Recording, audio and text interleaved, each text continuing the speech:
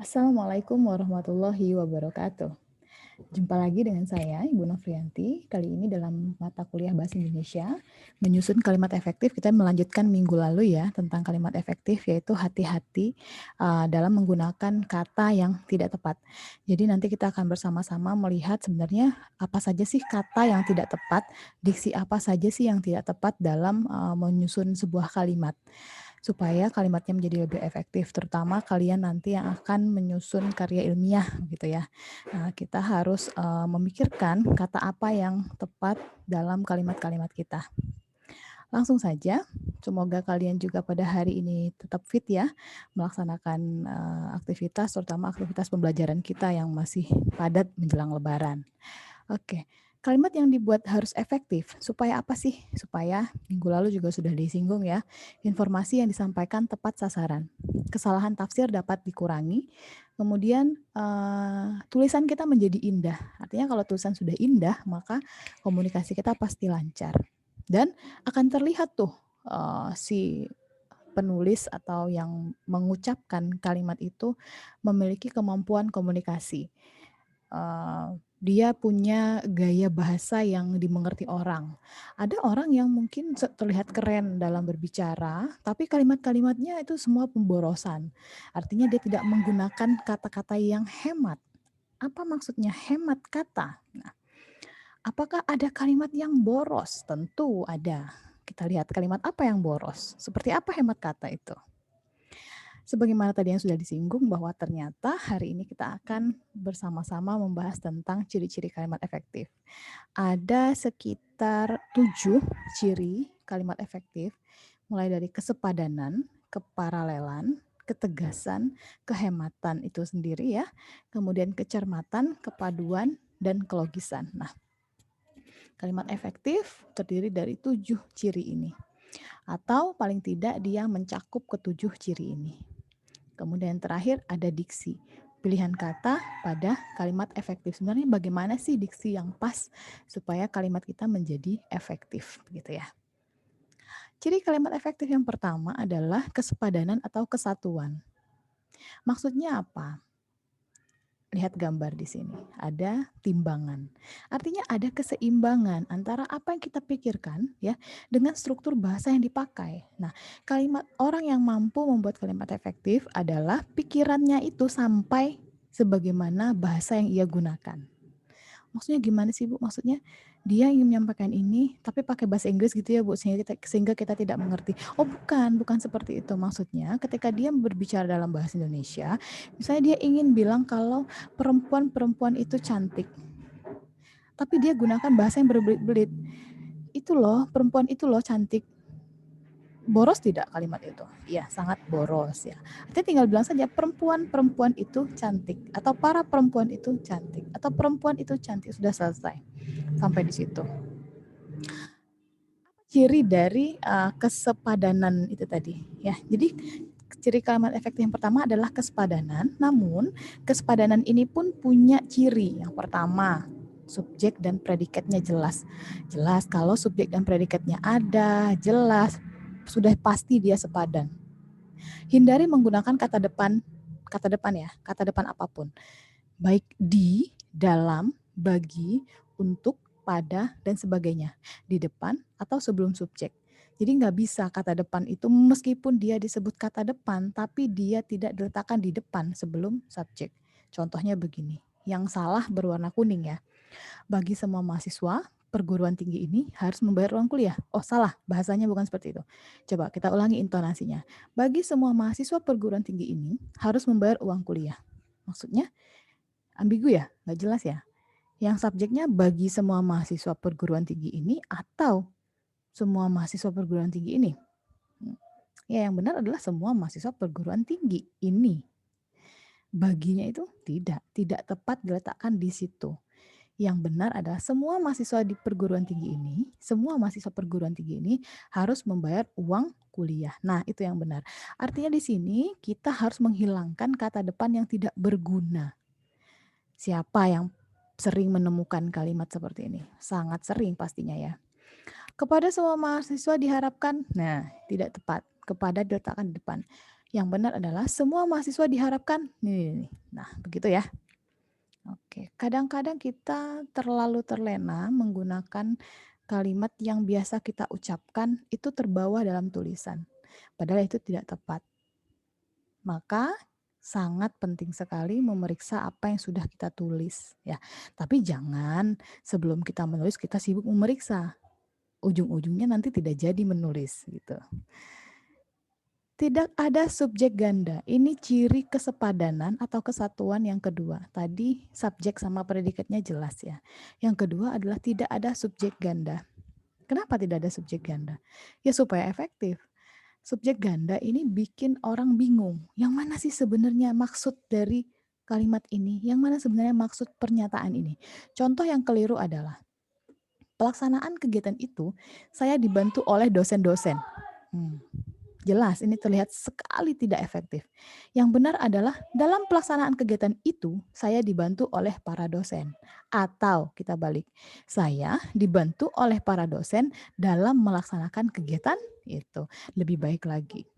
Contoh yang perbaikannya ini sebenarnya kurang tepat juga ya. Nah, ini kalian bisa perbaiki lagi, kalimat ini bisa diperbaiki menjadi lebih baik lagi. Saya dibantu oleh para dosen dalam melaksanakan, jangan lagi dalam pelaksanaan, dalam melaksanakan kegiatan itu. Coba contoh keliru yang kedua. Soal itu saya kurang jelas.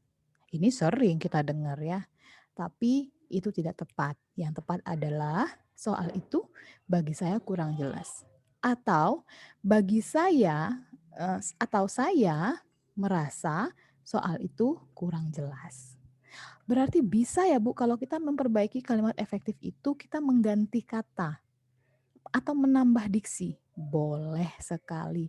Yang penting inti kalimat, inti atau gagasan utama kalimat itu dapat tersampaikan kepada para pembaca atau pendengar. Jadi yang ketiga adalah tidak menggunakan kata penghubung intrakalimat dalam kalimat tunggal. Contohnya seperti ini. Kami datang agak terlambat sehingga kami tidak dapat mengikuti acara pertama. Kalimat ini salah karena ada sehingga di depan. Contohnya yang benar begini loh. Kami datang agak terlambat. Oleh karena itu, kami tidak dapat mengikuti acara pertama. Itu yang benar. Kemudian yang kedua, kakaknya membeli sepeda motor Honda, sedangkan dia membeli sepeda motor Suzuki. Kalimat ini salah. Pertama dari tanda baca, ya, sedangkannya harus hurufnya gede, itu keliru. Kita bisa memperbaikinya dalam dua cara kalau seperti ini. Contoh kalimatnya. Pertama, kakaknya membeli sepeda motor Honda, sedangkan dia membeli sepeda motor Suzuki. Atau kakaknya membeli sepeda motor Honda, akan tetapi, kalau emang kita pecah menjadi dua kalimat ya, akan tetapi dia membeli sepeda motor Suzuki. Itu benar keduanya. Bagaimana? Sudah bisa? Kita lihat. Contoh kesepadanan yang terakhir adalah predikat kalimat tidak didahului oleh kata yang. Jadi di tengah-tengah setelah subjek menuju predikat, jangan letakkan kata yang. Nah ini yang paling sering kita dengar ya. Bahasa Indonesia yang berasal dari bahasa Melayu, itu salah, jelas salah. Yang benar adalah bahasa Indonesia berasal dari bahasa Melayu, yangnya kita buang. Sekolah kami yang terletak di depan bioskop, itu salah juga. Sekolah kami terletak di depan bioskop. Lanjut. Ciri yang kedua, selain kesepadanan adalah keparalelan, sama gitu loh. Bentuk kata yang digunakan itu sama. Artinya kalau bentuk pertama pakai nomina, yang keduanya juga pakai nomina. Jangan yang pertama pakai verba, yang kedua pakai nomina atau sebaliknya. Kalau bentuknya verba ya gunakan juga verba pada kalimat kedua. Misalnya satu kalimat ya, dia adalah kalimat majemuk. Jadi untuk keparalelan ini kita bicara kalimat majemuk. Majemuknya setara. Contohnya begini, harga minyak itu dibekukan ya, harga minyak dibekukan atau kenaikan secara bertahap. Maksudnya gimana? Harga minyak dibekukan atau kenaikan secara bertahap. Jelas ini membingungkan. Kalimat ini tidak ada kesejajaran karena keduanya mewakili predikat yang berbeda. Pertama dibekukan, kalimat ini predikat dibekukan berbeda dengan kenaikan. Kalimat itu dapat diperbaiki menjadi seperti ini. Harga minyak dibekukan atau dinaikkan secara bertahap. Ya, jadi dua penggunaan dua nomina yang berbeda. Dua predikat yang berbeda. Contoh lagi, yang sebenarnya tidak memiliki kesejajaran karena kata yang menduduki predikat tidak sama bentuknya, yaitu kata pengecatan, memasang, pengujian, dan pengaturan. Ini beda-beda bentuknya. Kita lihat kalimatnya. Tahap terakhir penyelesaian gedung itu adalah kegiatan pengecatan tembok, memasang penerangan, pengujian sistem pembagian air, dan pengaturan tata ruang. Coba. Terlihat sudah efektif. Terlihat. Tapi sebenarnya belum. Dan ini masih bisa kita perbaiki.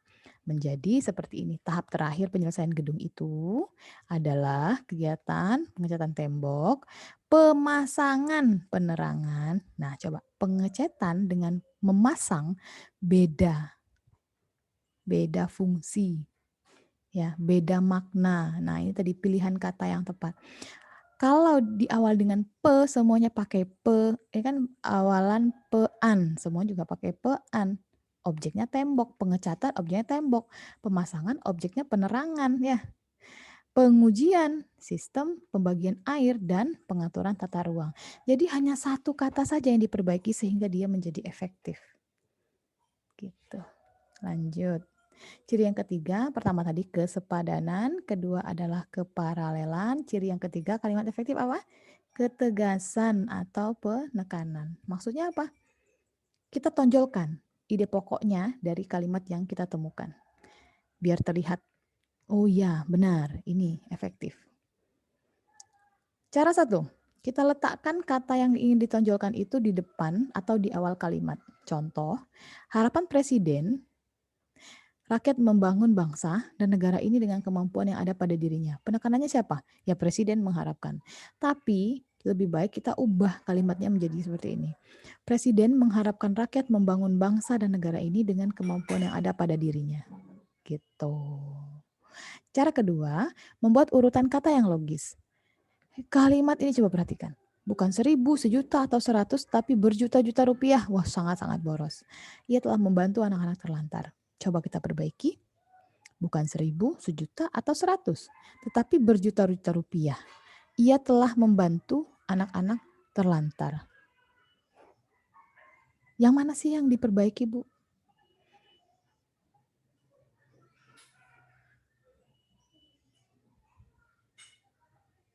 Ya, komanya ternyata. Dari juta rupiah ini, komanya jangan diletakkan di sini, jangan dikomakan. Karena kalau di koma, dua kalimat ini jadi terpisah. Harusnya koma ini adalah kalimat penjelas. Sementara kalau dia dikomakan sebelum ia, maka kalimat ini ya hanya kosong saja. Sementara kalau sebelum koma itu harus menjadi sebuah kalimat juga, anak kalimat gitu loh namanya ya. Nah, maka komanya harus kita buang. Sehingga bukan 1.000, sejuta, atau 100, tetapi berjuta-juta rupiah ia telah membantu anak-anak terlantar. Jika kita ingin balik lagi, kita ingin ganti lagi kalimatnya bisa. Ia telah membantu anak-anak terlantar berjuta-juta rupiah, bukan hanya 1.000, sejuta, atau 100 gitu. Oke, kita lihat berikutnya. Cara ketiga untuk menunjukkan keparalelan itu adalah penegasan itu adalah melakukan pengulangan kata. Saya suka akan kecantikan mereka. Saya suka akan kelembutan mereka. Dua hal yang berbeda dipisahkan dan menjadi sangat boros. Kita bisa menggantinya menjadi saya suka akan kecantikan mereka dan kelembutan mereka. Sama seperti contoh kalimat majemuk setara yang kemarin ya. Cara keempat, melakukan pertentangan terhadap ide yang ditonjolkan. Contohnya yang benar ini, anak itu tidak malas dan curang tetapi rajin dan jujur. Ini harus kita setarakan. Malas dan curang. Malas ini dengan rajin, curang dengan jujur. Begitu. Paham ya? Cara kelima, mempergunakan partikel penekanan atau penegasan. Saudaralah yang bertanggung jawab atas semua ini. Begitu. Kalimat efektif yang keempat adalah hemat. Nah, hemat menggunakan kata, menggunakan frase, atau bentuk lain yang dianggap nggak perlu. Jadi kalau tidak perlu nggak usah kita pakai. Kalau dalam bahasa Inggris kebanyakan of the gitu. Tapi dalam bahasa Indonesia ada kalimat yang sebenarnya ada kata yang tidak perlu diletakkan dalam kalimat. Artinya kata yang tidak berfungsi menambah kejelasan kalimat ya tidak usah diletakkan di situ. Ya kita buang saja. Contoh yang pertama adalah hilangkan subjek ganda. Yang tadi juga ada subjek ganda. Kalau ini karena ia tidak diundang, dia tidak datang. Ia dan dia yang mana? Ia yang mana? Subjeknya ganda. Bisa kita ganti menjadi karena tidak diundang, dia tidak datang ke tempat itu. Ya sudah, berarti dia satu orang yang dimaksud dengan ia ataupun dia. Kemudian hadirin serentak berdiri setelah mereka mengetahui presiden datang. Hadirin dan mereka itu satu. Ya mereka itu merujuk pada hadirin. Sehingga ya satu saja yang kita pakai. Tidak boleh ada dua subjek dalam satu kalimat. Kalimat yang benar menjadi seperti ini. Hadirin serentak berdiri setelah mengetahui presiden datang. Lebih enak ya didengar ya. Lebih enak juga dibaca. Berikutnya. Hemat kedua adalah hindarkan pemakaian superordinat pada hiponim. Apa sih hiponim? Misalnya sudah contohnya adalah color, warna merah, ya, bukan hanya merah. Kadang-kadang kita suka ambigu. Tuh besok anak-anak harus menggunakan baju warna merah ya. Sementara merah itu sudah merupakan warna sehingga tidak perlu lagi kita sebutkan warnanya. Atau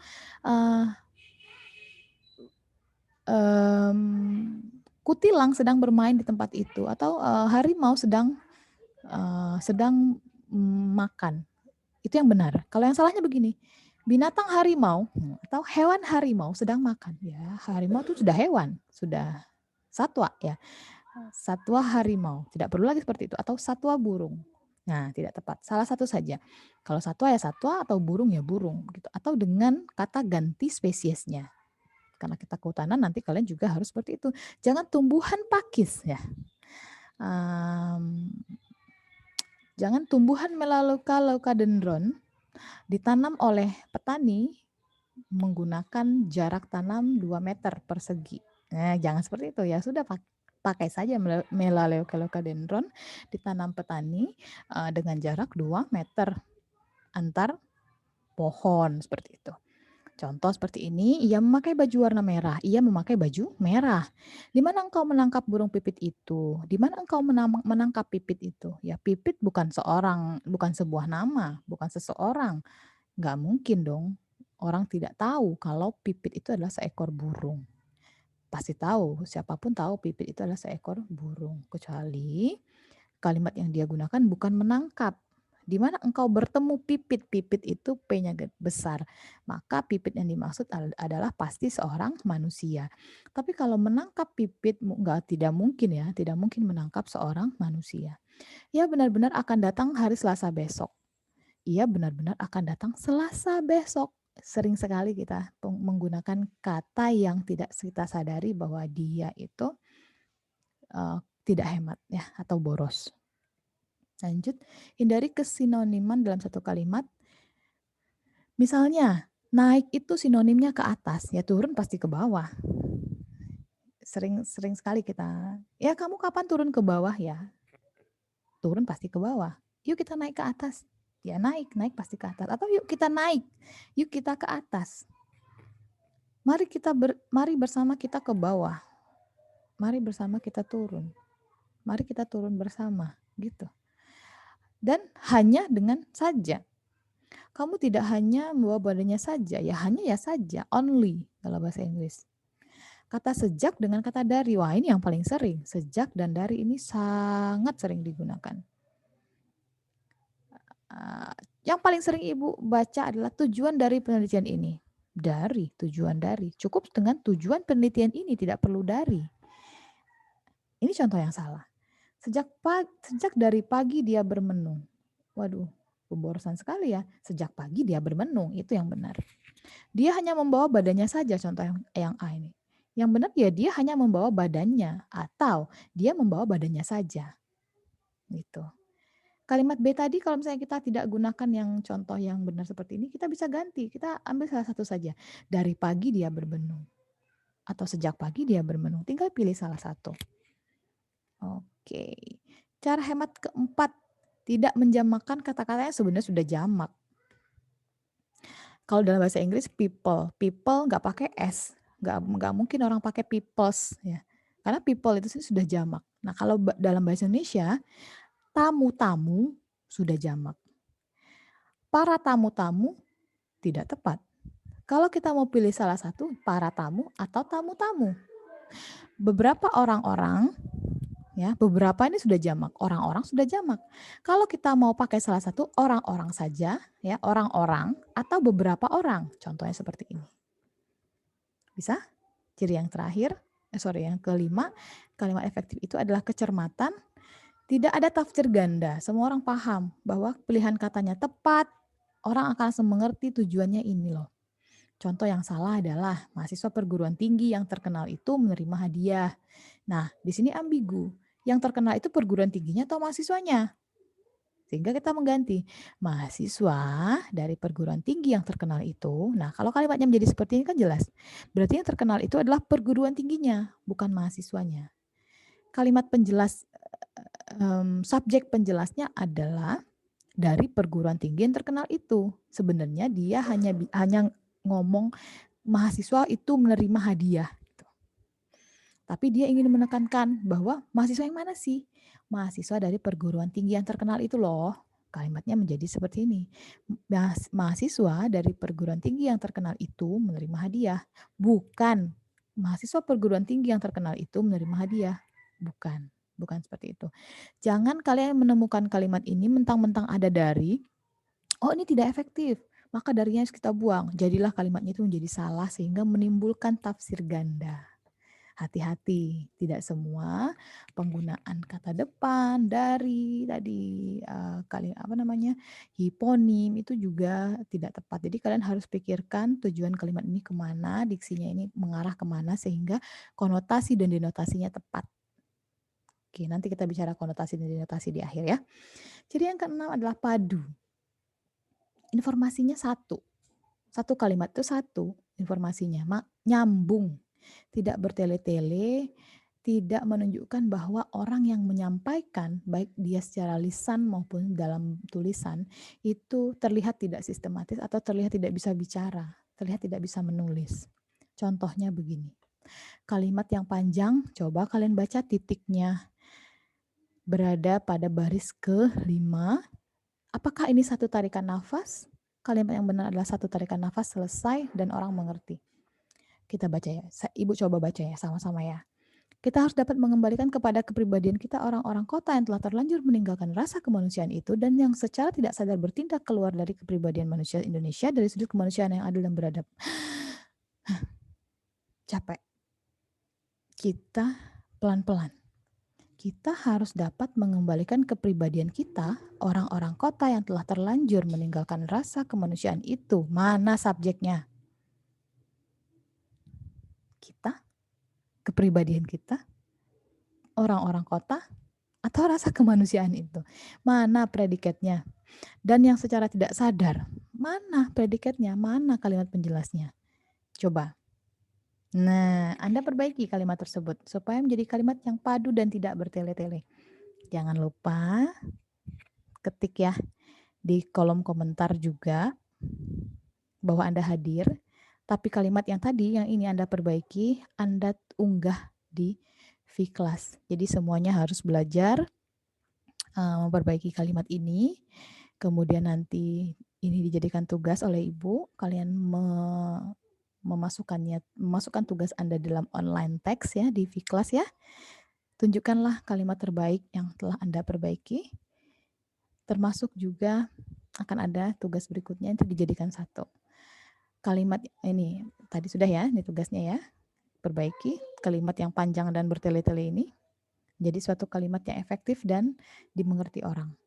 Oke, masuk ke tips berikutnya. Tadi tipsnya adalah tidak menggunakan kalimat panjang dan bertele-tele. Tips yang berikutnya adalah gunakanlah pola aspek plus agen plus verbal yang tertib dalam kalimat-kalimat yang sifatnya persona, satu gitu. Kemudian gunakanlah kalimat padu yang tidak menyisipkan sebuah kata di antara predikat atau kata kerja atau objek penderita. Maksudnya gimana? Maksudnya yang tadi ada aspeknya, agennya apa, verbalnya apa. Semuanya tertib. Ini ciri yang berikutnya. Ciri yang terakhir adalah jangan pakai kata yang tidak perlu. Contoh tadi yang Ibu bilang, tujuan dari penelitian ini. Ya, memang tidak ada di contoh di dalam slide ini. Tapi ini sering sekali kita baca. Coba kalian baca skripsi kakak kelas kalian yang sampai sekarang itu menjadi kesalahan berulang dan dianggap benar.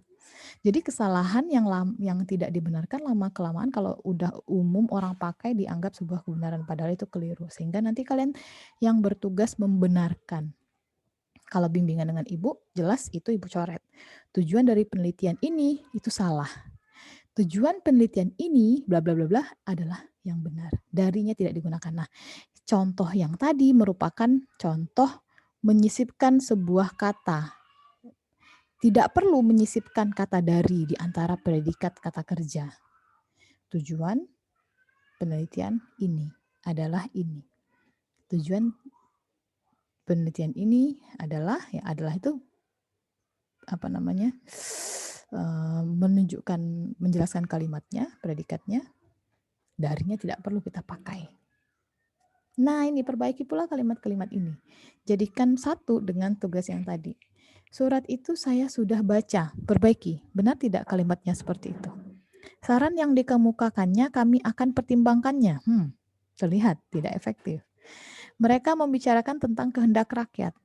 Terlihat efektif, namun kurang. Makalah ini akan membahas tentang desain interior pada rumah-rumah adat. Terlihat efektif, namun sebenarnya kurang. Silakan bagian mana yang akan dihapus, bagian mana yang akan ditambah jika ada. Tapi yang jelas 2 dari 4 kalimat ini ada kata yang menunjukkan kalimat yang padu tidak perlu menyisipkan sebuah kata di antara predikat. Dari yang keempat ini ada 2, dari keempat ini ada 2 yang sebenarnya dihapus ya. Yang mana? Kata mana yang tidak perlu tadi? Ciri yang ketujuh atau ciri yang terakhir adalah logis. Kalimat efektif itu logis. Idenya dapat diterima oleh akal sehat sesuai dengan ejaan yang berlaku. Contohnya gimana sih Bu? Contohnya ini, yang salah berwarna hijau. Kepada Bapak Menteri waktu dan tempat kami persilahkan, paling sering kita dengar. Apalagi ketika MC berbicara. Yang benar adalah Bapak Menteri, kami persilahkan. Oh maaf, Ibu juga salah. Persilahkan ini tidak pakai H ya. Nanti ini mohon maaf Ibu keliru. Yang benar adalah persilakan. Bapak Menteri, kami persilakan. Kalimat logis berikutnya adalah kalimat yang tidak logis berikutnya adalah untuk mempersingkat waktu, kita teruskan acara ini. Bisakah waktu kita persingkat? Tidak bisa. Yang jelas adalah untuk menghemat waktu, kita teruskan acara ini. Hati-hati, yang menjadi MC terlihat benar, tapi sebenarnya dalam kaidah atau tata bahasa Indonesia kurang tepat. Sehingga menjadi MC sebelum Anda berbicara, Anda harus buatkan catatan kalimat apa yang akan Anda ucapkan yang sesuai dengan kaidah bahasa Indonesia yang benar. Apalagi jika dalam ruangan itu yang mendengarkan adalah orang-orang yang katakanlah baru belajar bahasa Indonesia. Anda harus membantu mereka untuk memperkenalkan bahasa Indonesia itu yang benar yang seperti apa. Selain itu, tanda kalimat yang logis itu ditandai dengan ejaan. Ejaan yang seperti apa sih? Nih, ejaan yang seperti ini. Contoh yang tidak efektif adalah yang di sebelah kiri ya. Untuk mengetahui baik atau buruknya pribadi seseorang dapat dilihat dari tingkah lakunya sehari-hari. Bentuk yang efektif adalah baik buruknya tingkah laku seseorang, baik buruknya pribadi seseorang dapat dilihat dari tingkah laku sehari-hari. Berarti untuknya tidak tepat. Untuk mengetahui tidak perlu. Ini terlihat efektif ya, tapi tidak efektif. Kemudian semoga dimaklumi. Maksudnya apa sih? Semoga dimaklumi. Semoga Bapak atau Ibu. Semoga Bapak, semoga Ibu, semoga Anda dapat memakluminya. Atau harap maklum. Bisa. Pekerjaan itu ayah tidak cocok. Oh, keliru. Pekerjaan itu bagi ayah tidak cocok. Atau pekerjaan itu tidak cocok bagi ayah. Yang keempat, perkara yang diajukan ke meja hijau berjumlah 51 buah, sedangkan perkara yang telah selesai disidangkan berjumlah 23 buah. Terlihat efektif dan ini sangat umum digunakan di dalam tulisan-tulisan ilmiah, namun sebenarnya keliru ya. Perkara yang diajukan ke meja hijau 51, sedangkan yang telah selesai disidangkan 23. Tidak perlu buah, karena perkara bukan buah-buahan. Paham ya? Sedangkan yang telah selesai perkaranya satu saja. Kalau di kalimat yang sebelah kiri ini perkaranya ada dua, satu kalimat itu ada dua. Ini sedangkan tidak boleh sebelum titik ya, dia harus koma. Jadi perkaranya ada dua, satu perkara yang kita gunakan, sebelum sedangkan ini kita ganti titik, kita ganti koma, buahnya kita hapus. Gitu. Bisa? Jika Anda membuat kalimat efektif sendiri sudah bisa? Pasti bisa. Kemudian ini yang terakhir, materi kita yang terakhir, diksi. Mengapa kita perlu memilih diksi yang tepat? Tadi Ibu sudah singgung tentang konotasi dan denotasi. Kalimat efektif itu tidak menggunakan kata-kata yang mubazir. Tadi sudah disinggung ciri kehematan.